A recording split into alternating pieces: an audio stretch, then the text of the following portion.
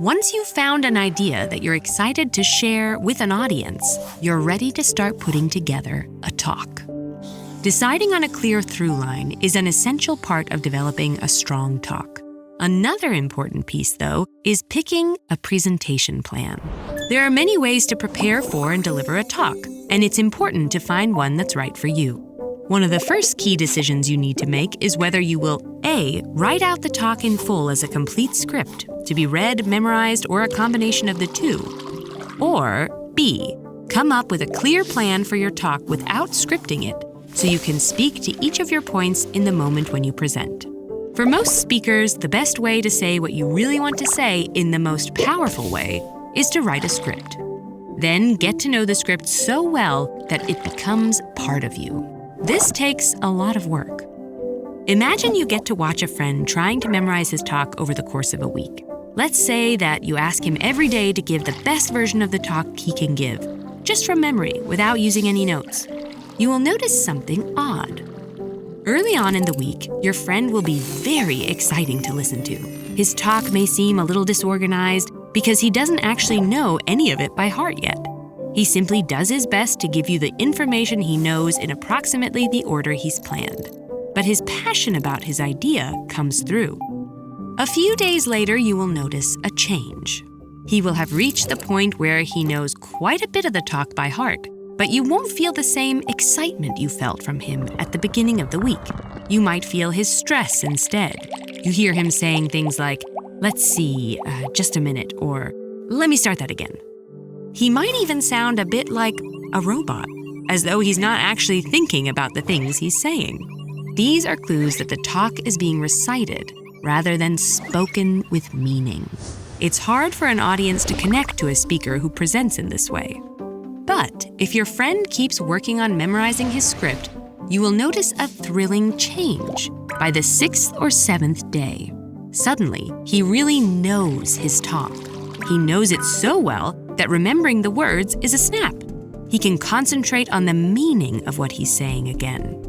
He has the passion he had on day one, and now he knows his script by heart as well. Remember this if you decide to memorize your talk. Choosing to memorize is great. You're giving yourself an excellent chance for a huge hit. But it's important that you keep working on memorizing until you've passed this stage where the talk sounds recited. You have to know the words so well they seem like they're part of you. You must keep practicing past the robot stage to the stage where the words flow out freely. Another thing to ask yourself if you plan to write a script for your talk is what kind of language do you want to use? Spoken language or written language?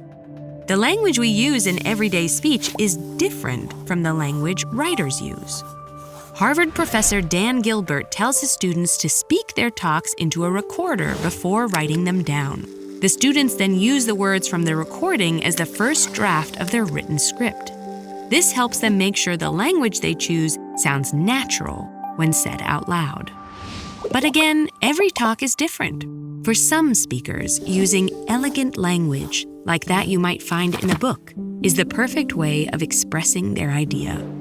Take a look at this memorable moment from Amanda C. Gorman at a TED-Ed Student Talks event in 2018. Most of my life, I was particularly terrified of speaking up because I had a speech impediment, which made it difficult to pronounce certain letters, sounds, and I felt like I was fine writing on the page, but once I got on stage, I was worried my words might jumble and stumble. What was the point in trying not to mumble these thoughts in my head if everything's already been said before?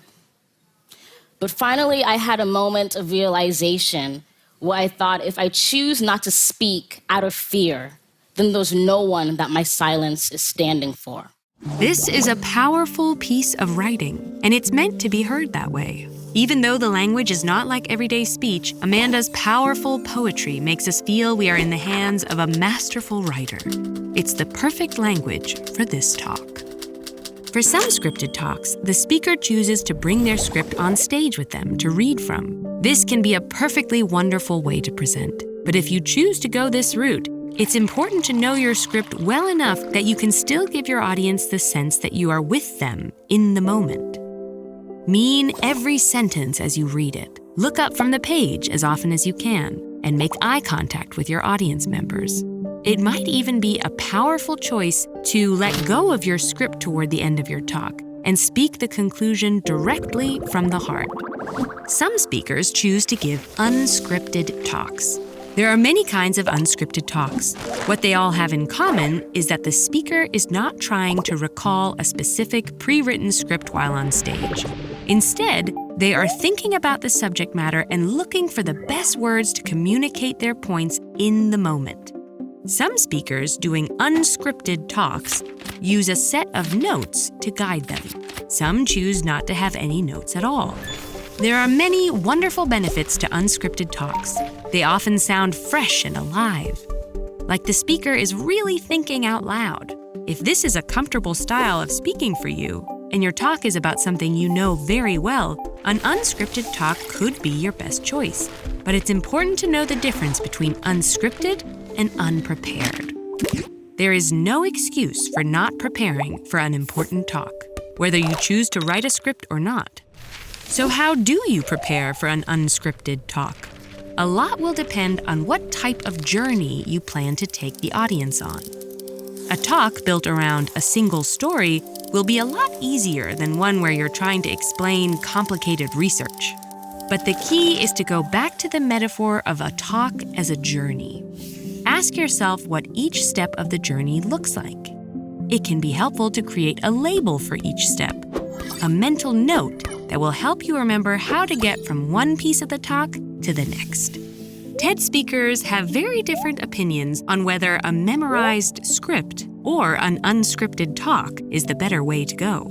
But the majority of TED speakers do, in fact, script their whole talk and memorize it.